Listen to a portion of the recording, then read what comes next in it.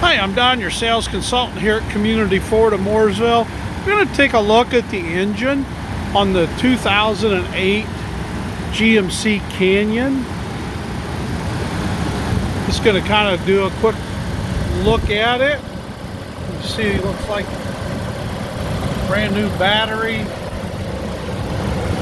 Appears to be cleaned up very nicely from detail. I don't really see any signs of any oil or anything leaking. I've got the vehicle running, so you can hear probably the engine in the background.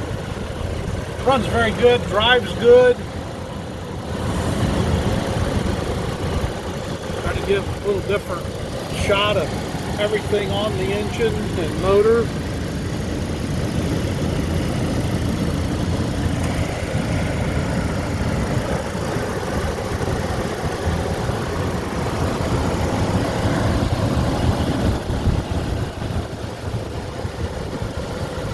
You can see, I mean, the engine looks very clean. It's been well maintained and took care of. I mean, obviously, it's got 221,000 miles on it. You know, it's a 2008.